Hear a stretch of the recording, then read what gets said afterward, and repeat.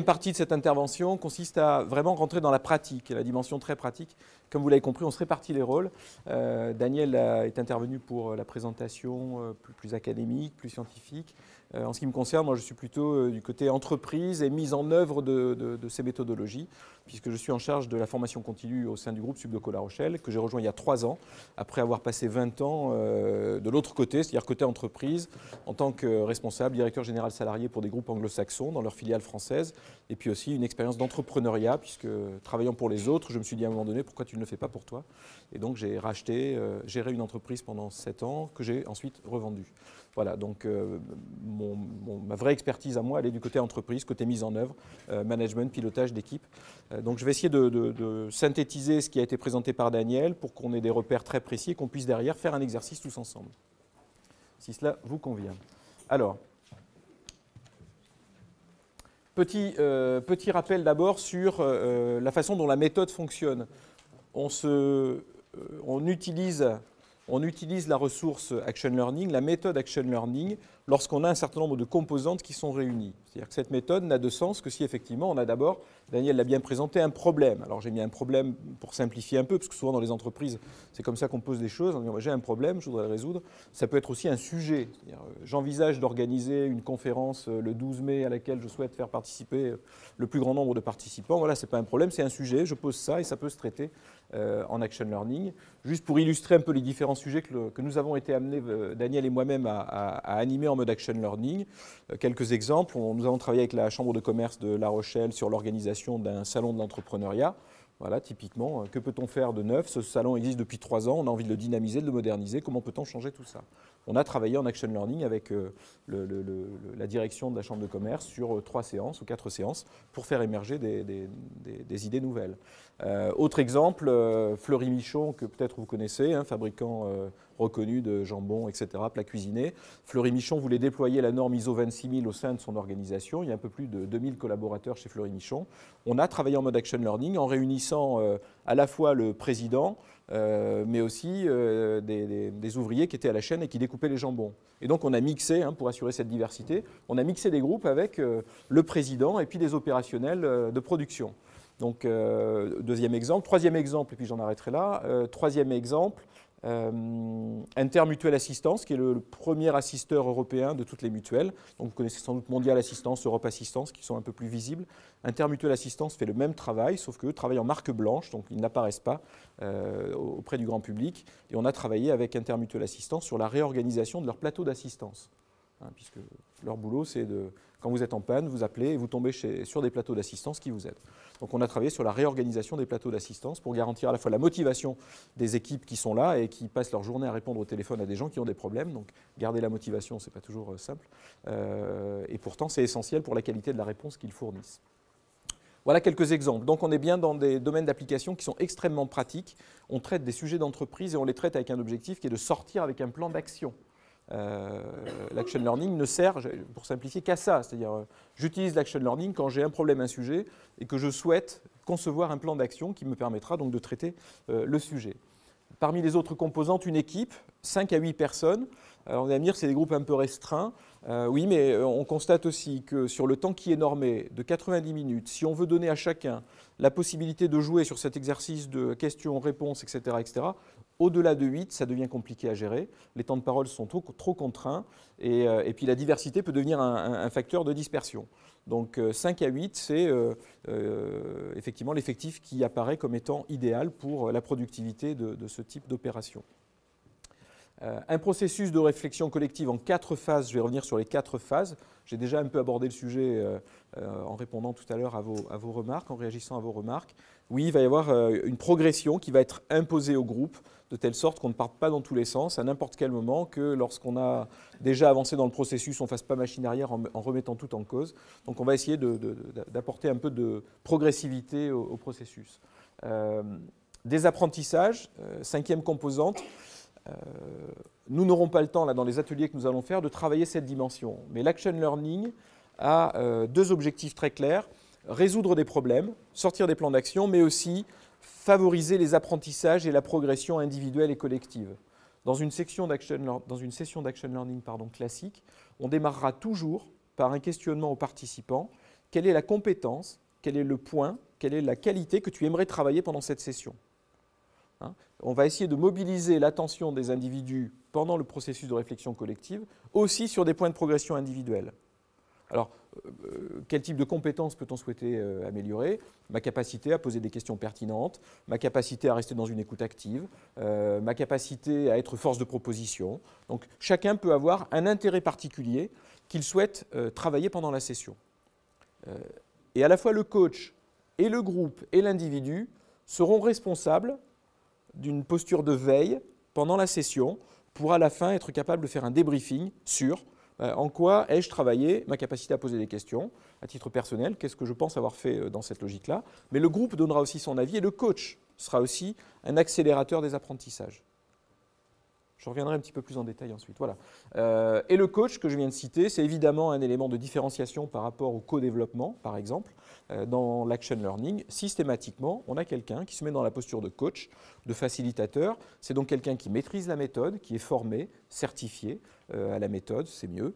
C'est donc quelqu'un qui a une vraie expertise sur à la fois la méthodologie, le questionnement, l'observation des individus et les capacités des individus à fonctionner. Ce coach, vous allez le voir, on va rentrer dans le détail, n'a pas vocation à intervenir sur le fond. On peut très bien coacher des séances sur des sujets dont on n'a absolument aucune connaissance. On a même vu Michael McQuart coacher chez nous une session qui se déroulait en français alors qu'il ne parle pas le français. Il était simplement attentif. Est-ce que le questionnement est en place? Est-ce que les gens se regardent? Est-ce que les gens se parlent? Est-ce que les choses évoluent ou pas? Donc, on n'a vraiment pas besoin d'être un expert du sujet pour coacher une session. En revanche, on a besoin d'être un expert de l'observation individuelle, de la dynamique des groupes. On a besoin de bien connaître la méthode et d'être dans la capacité à normer le temps et à faire respecter des étapes pour que tout ça tienne dans les 90 minutes qui sont préconisées. Est-ce que je suis clair jusque-là? Oui.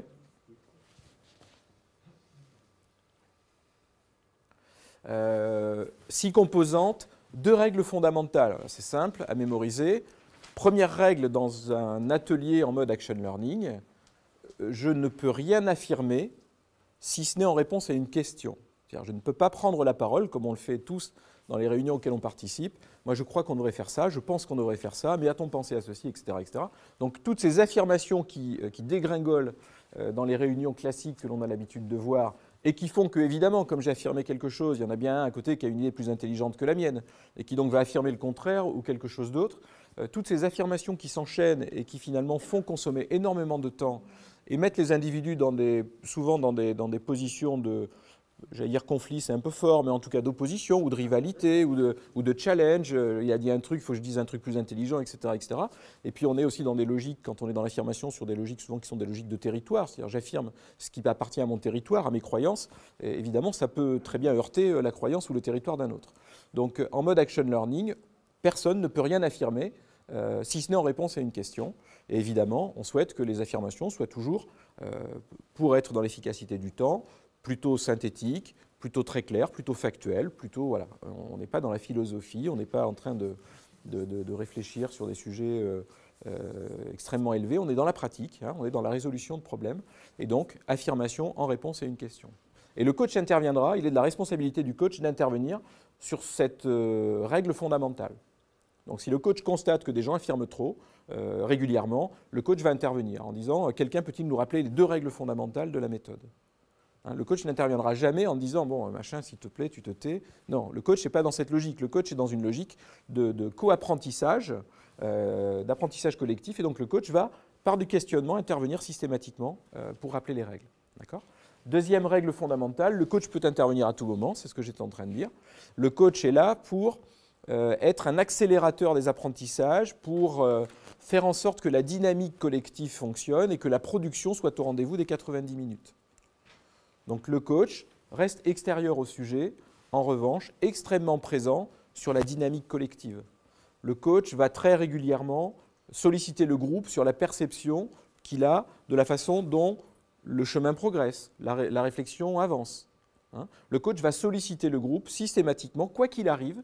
C'est le groupe qui prendra sa décision. On est bien dans une logique d'auto-apprentissage. Je prends des exemples très simples. Des téléphones sonnent pendant une session Action Learning et certains répondent. Le coach ne va pas dire « posez-moi ces téléphones, j'arrête la session ». Le coach va poser la question au groupe.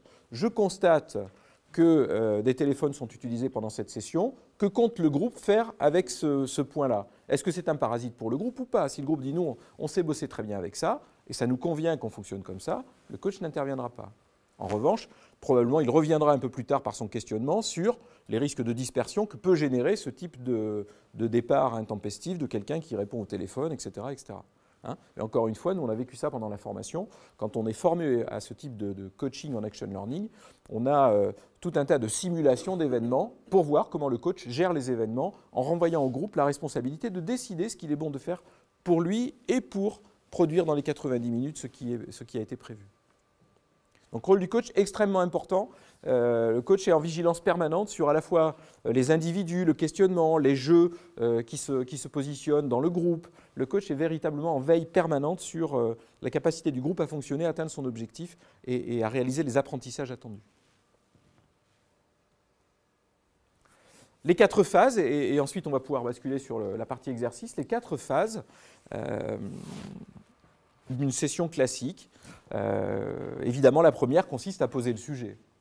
Donc, celui qui est le porteur du sujet, on appelle ça le problème présenteur, celui qui est le porteur de sa problématique, va disposer de 2 à 3 minutes pour l'exprimer et la poser sur la table afin que le groupe puisse s'en accaparer et essayer de commencer à apporter des éléments de réponse. Donc 2 à 3 minutes pour que le porteur du problème pose le sujet sur la table. Ça aussi, c'est un vrai exercice. C'est-à-dire, quand on se forme à cette méthode, il faut déjà se former à savoir poser un problème. Parce que ce qu'on constate là aussi, c'est que lorsqu'on dit aux gens « allez-y, présentez-moi votre problème », les gens le posent de telle manière que finalement la réponse est déjà presque dans la question, parce qu'ils déclarent plus leur intention, la façon dont ils ont eux-mêmes déjà pensé qu'ils allaient régler le problème, ou ils le posent de manière tellement négative que personne ne voit comment on pourrait sortir d'une situation aussi pourrie. Donc il y a un vrai exercice de préparation pour poser un problème de manière très factuelle, très objective, sans induire déjà des éléments de direction, de réponse. Mais c'est la première étape. Je pose mon problème, je le partage au groupe, je viens poser sur la table du groupe cette problématique qui m'est chère et pour lesquelles j'ai un véritable objectif qui est de recevoir des éclairages différents. C'est 2 à 3 minutes et là le coach est vigilant. Hein. Si on voit que ça dérape, le coach dit je te rappelle que le temps prévu c'est 3 minutes, est-ce que tu peux synthétiser ta pensée pour que l'on puisse passer à la phase 2 ? Le coach est aussi le maître du temps, un peu comme vous le faites depuis ce matin, essayez de faire tenir le temps. Deuxième étape, clarification du sujet, c'est-à-dire qu'on ne partira pas dans l'espace réponse tant qu'on n'aura pas la certitude tous ensemble qu'on est bien en train de traiter le même sujet. Je reprends l'exemple de la CCI que j'évoquais ce matin. À la première rencontre, la CCI nous a dit, voilà, on a envie de moderniser ce salon de l'entrepreneuriat sur La Rochelle. On aimerait trouver des pistes. D'accord, mais moderniser, ça veut dire quoi? Moderniser, ça veut dire travailler le contenu, mais est-ce que finalement c'est ça l'objectif, moderniser, ou est-ce qu'on veut moderniser pour attirer des nouveaux publics? Et dans ce cas, quel public? Voilà, donc finalement, cette deuxième phase qui est clarification du sujet, elle vise à identifier ce qui est important pour celui qui a posé le problème. Quelle est la dimension du problème? Parce que dans un problème, il y a toujours de multiples dimensions. Quelle est la dimension qui représente la priorité? Qu'est-ce que je veux régler aujourd'hui? L'Action Learning, Daniel l'a dit, c'est un processus finalement qui transforme les organisations, mais il transforme l'organisation si on le répète. C'est-à-dire si j'utilise une fois l'Action Learning dans ma vie, je ne transforme rien et je ne résous rien. Donc ça devient une méthode de travail dans laquelle on essaie d'installer les équipes. Et donc on peut très bien décider que pour régler ce problème de la Chambre de commerce qui souhaite moderniser son salon de l'entrepreneuriat, il va nous falloir 4 sessions ou 5 sessions, parce qu'il y a 4 sous-problèmes que l'on va traiter. Et dans une session, on essaiera de traiter de préférence un seul problème, en tout cas lorsqu'on est en phase d'apprentissage de la méthode. On verra par la suite que certaines entreprises font du multiple session, multiple problem solving, etc. etc. Donc on peut sophistiquer le dispositif ensuite. Mais dans un premier temps, gardons ça en tête, une session, un problème. Oui, absolument. Oui, oui, ça fonctionne. Donc, clarification du sujet, je reboucle sur cette étape. Comment est-ce qu'on sort parce que ce qui est important, c'est que je vous précise comment on sort d'une phase à l'autre. Donc, poser le sujet, c'est clair, c'est 2 à 3 minutes, il est posé. Clarification, on en sortira par l'assurance collective que l'on est bien en train de traiter le même sujet. Donc, ça va se passer, et on va le voir dans les ateliers, par du questionnement du coach, qui peut très bien utiliser cette notion d'échelle, sur une échelle de 1 à 5. Quelle est la note que vous donneriez à notre compréhension homogène du sujet? Puis on fait un tour de table. Si on entend 1, 5, 3, 2, voilà. Le coach va relancer en disant « Ok, très bien, combien de minutes nous accordons-nous de manière supplémentaire pour arriver à une note qui soit plus homogène ?» On va rester dans ce questionnement toujours par le coaching, mais on ne sortira pas de la phase clarification du sujet si on a certains qui traitent la problématique de communication, quand d'autres sont en train de traiter la problématique économique. Enfin, ça ne peut pas marcher. Donc il faut bien qu'on ait cette clarification et on ne passe dans la phase 3 recherche créative que lorsqu'on a cet accord collectif sur oui, on est bien en phase, on est bien en train de traiter le même sujet, c'est ça qui est important. La phase de recherche créative, donc c'est la phase la plus longue de la méthodologie. Dans la session classique, ça dure, donc sur une session de 90 minutes, on a 2 à 3 minutes sur la présentation du sujet, on a 12 à 15 minutes sur la clarification. Comme il faut garder une vingtaine de minutes pour le débriefing, 20 et 15, 35 et 5, 50, ça veut dire qu'il nous reste à peu près 40 minutes sur la phase recherche créative. D'accord ? Cette phase de recherche créative, elle est toujours dans le mode du questionnement, c'est-à-dire je n'affirme rien, on est toujours dans cette logique-là, mais elle est aussi extrêmement libre. J'évoquais ça dans une conversation informelle là, pendant le café. Dans cette phase, le coach va veiller à ce que l'équipe prenne les décisions qui lui sont utiles pour produire du résultat. Si dans cette phase-là, quelqu'un dit à un moment donné « il me semble que nous serions beaucoup plus créatifs si nous nous accordions une phase de brainstorming, méthode des post-it ou je ne sais quoi, ou co-développement », ça peut très bien venir se glisser dans cette phase-là. C'est-à-dire que dans cette phase de 40 minutes, le coach peut accepter que son équipe sorte de la modalité action learning pour aller booster une créativité, pour aller chercher des éléments de réponse qui sortiraient plus spontanément dans une autre méthodologie. D'accord ? En revanche, là aussi, tout ça va être soumis à la responsabilité des individus. Très bien. Est-ce que le groupe est d'accord pour considérer que la méthode des post-it pourrait être aidante pour avancer, pour franchir un pas? Oui, collectivement, oui. Très bien. Quel est le temps que vous souhaitez accorder à cette méthode, en sachant qu'on a en tout 40 ou 50 minutes sur cette phase? 5, 10 minutes, etc. etc. Le groupe apprend à être autonome, apprend à prendre les décisions qui vont lui permettre d'atteindre l'objectif. Donc ce n'est pas juste, encore une fois, l'action learning, une méthode de conversation, un peu comme on l'a fait tout à l'heure avec le jeu des 7 questions. On a bien un objectif extrêmement précis, extrêmement opérationnel. Je sors à la fin de la séance avec des éléments de réponse, un début de plan d'action, voire un plan d'action. C'est-à-dire, là, c'est le groupe, ce sont les participants qui cherchent les solutions. Oui. Ils ne sont plus en questionnement. Si, ils sont en questionnement. Ils sont en questionnement du porteur, mais des autres. C'est-à-dire, reprenons cet exemple de la CCI, si vous en êtes d'accord. Autour de la table, on avait des gens qui étaient des membres de la CCI, mais aussi un spécialiste de l'événementiel et puis un chef d'entreprise. Donc, ce qui va nous intéresser dans la phase de recherche des solutions, c'est bien d'aller solliciter les expertises des uns et des autres. Donc, si je suis coach de cette séance, je vais m'assurer qu'on aille bien chercher chez le dirigeant d'entreprise ce que pourraient être les attentes d'un dirigeant vis-à-vis d'un salon. Je vais m'assurer que le groupe va bien aller chercher chez le spécialiste de l'événementiel ces techniques qui font qu'un événement est réussi ou qu'un événement est raté. Donc, je vais faire en sorte que dans cette phase d'identification des solutions, chacun réussisse à aller chercher la matière première qui pourrait être utile chez les participants du tour de table. Donc c'est bien le groupe qui va créer lui-même ses solutions à travers un questionnement, dirigé parfois vers celui qui a posé le problème, mais plus on avance, plus le coach doit veiller à ce que le questionnement ne soit pas focalisé sur celui qui a posé le problème. Parce que s'il l'a posé, c'est sans doute qu'il n'a pas toutes les solutions. Donc la diversité du groupe, elle a bien vocation justement à enrichir la conversation. Donc en tant que coach, je vais me centrer sur utilise-t-on correctement l'intégralité des ressources qui sont disponibles. Et d'ailleurs, je vais demander au groupe de le faire. Ce n'est pas moi qui vais dire il faudrait utiliser les compétences de Maurice. Je vais poser la question au groupe. Avez-vous le sentiment qu'on utilise suffisamment bien les compétences qui sont autour de cette table? Et si ce n'est pas le cas, comment est-ce qu'on pourrait le faire de mieux? Qui pourrait-on solliciter particulièrement sur ce sujet?